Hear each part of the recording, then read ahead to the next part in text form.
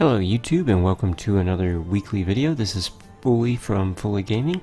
This week I'm going to be talking about the changes that Blizzard just came out with for the next rank season. Alrighty, so next year is actually going to be the year of the Mammoth, if y'all haven't heard. And they are changing things around quite a bit. The year of the Mammoth is going to start whenever the new expansion comes out. And whenever the new expansion comes out, Black Rock Mountain, Grand Tournament, and League of Explorer cards will become exclusive to Wild.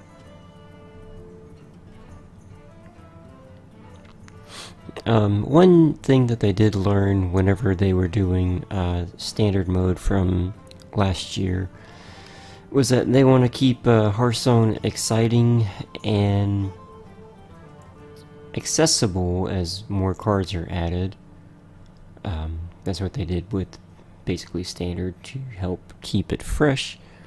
But with certain cards that they have out in the classic set, they see that some of them help contradicted this.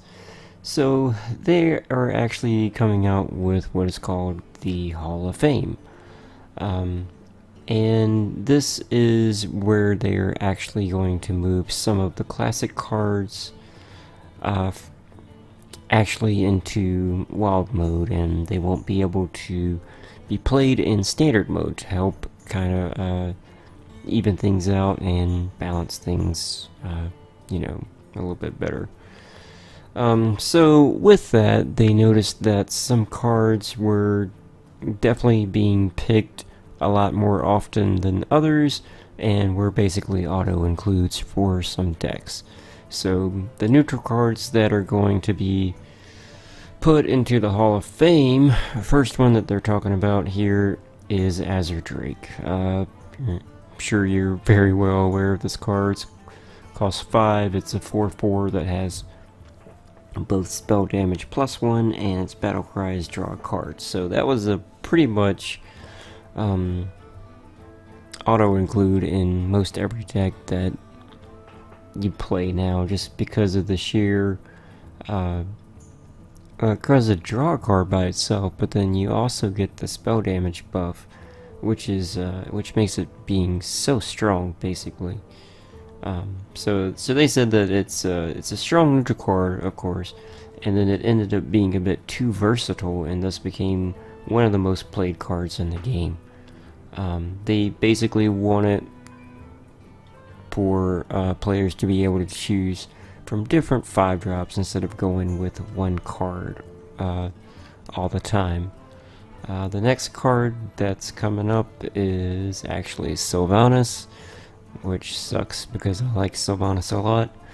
But they said similarly to Azure Drake, Sylvanas costs 6 and she's a 5/5 with a death rattle. Take control of a random enemy minion. This card was so powerful, and one of the legendaries that we recommend to craft. She's got the most powerful death rattle effect in the game. And then as a comparison, the priest card, Mind Control, costs 10 mana, and this one just costs 6. So they said that they have an exciting death rattle build arounds coming soon, and in combination with Sylvanas out, they would just be too powerful for the standard mode. So unfortunately, they are putting Sylvanas in only wild mode.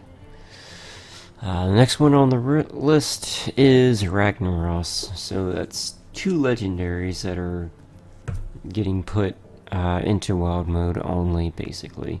Ragnaros is such a good card. He costs 8, and he's an 8/8 that can attack, but at the end of the turn, he deals 8 damage to a random enemy.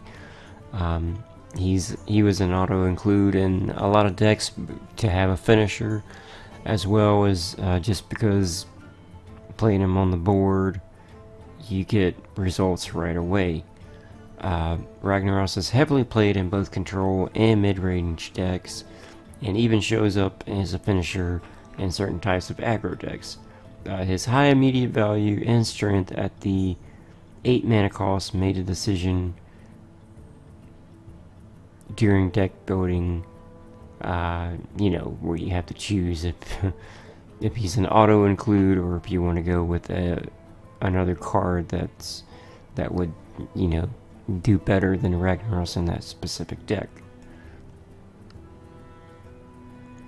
But ultimately they decided to put Ragnaros into wild mode only because of the sheer fact that most cards simply did not beat out Ragnaros for the sheer value that he has.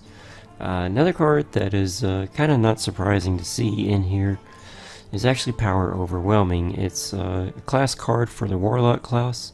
Costs 1, it's give a friendly minion +4/+4 until end of turn, then it dies horribly. Probably the most important reason I would think that they're getting rid of it is because it is used for combination with Leroy Jenkins, and then you also play the other card that copies Leroy Jenkins and basically deal 20 damage to the face. But they're also saying it allows for extremely mana efficient trades, or of course your high spikes damage for only 1 mana. Keeping this card elusive to wild will prevent some crazy combinations and spike damage.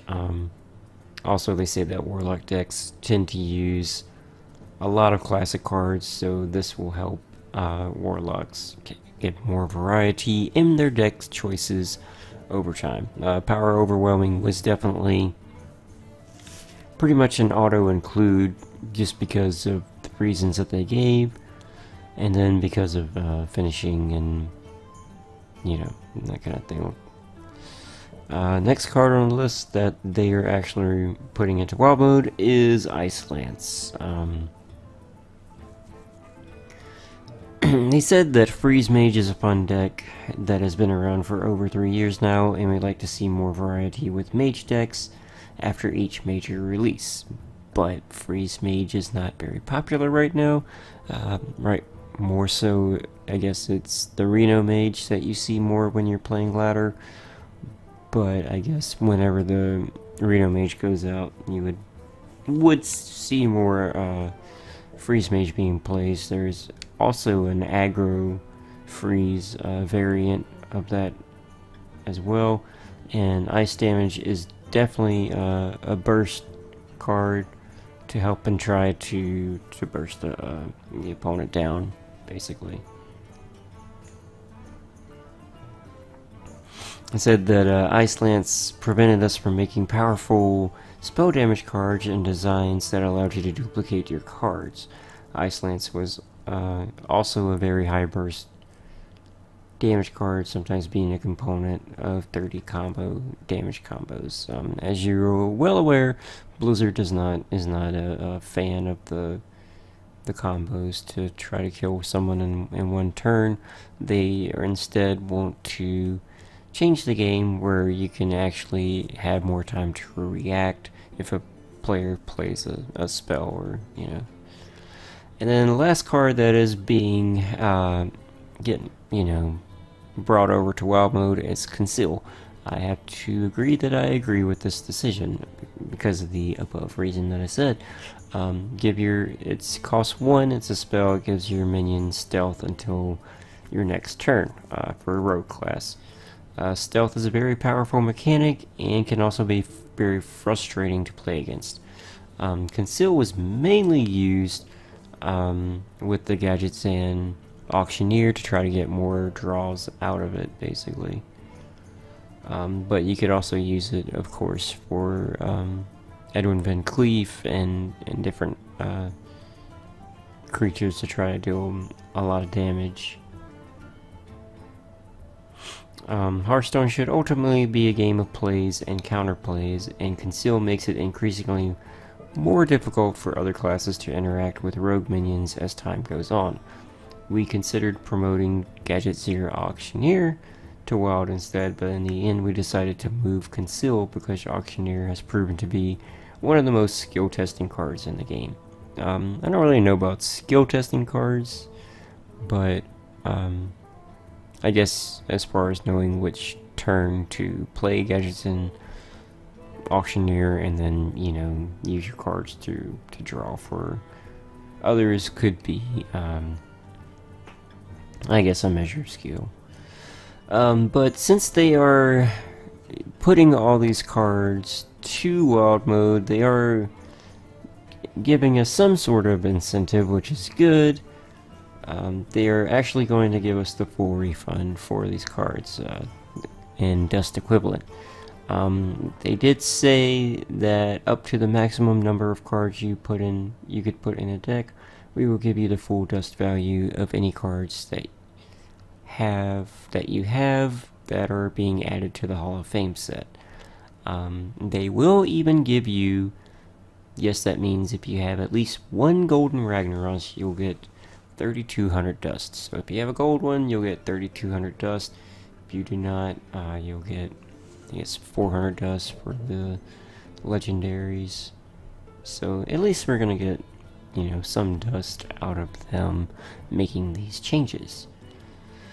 Alright, so the next big change up on the list is adventure mode. Basically, they are getting rid of adventure modes for the year of the Mammoth.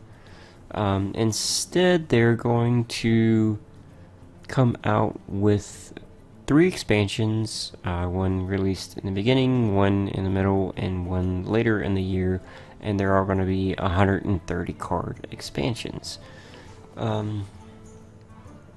I guess the good thing is that you'll get more cards out of that, but since they're getting rid of the adventure mode, you won't be able to get any cards that way. Also, you can save up, well, I guess you have pretty much less to use your gold for, since you won't be saving it up for adventure modes. You just save it up for packs, I reckon, is kind of the point of that. But their idea behind this was that they would actually be able to put more into the expansions.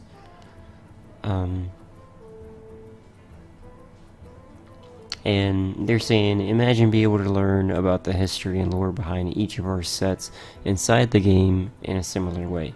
So they're saying that they'll be able to go more in depth with like the expansion that just came out, Mean Streets of Gadgets, and they were saying that they would have liked to be able to like have fights between the families and that kind of thing. So they'll be able to add more elements of the story, go a little bit more in depth with the story and the lore for the expansion packs instead of with the expansions, instead of just having a good story for the adventure mode, basically.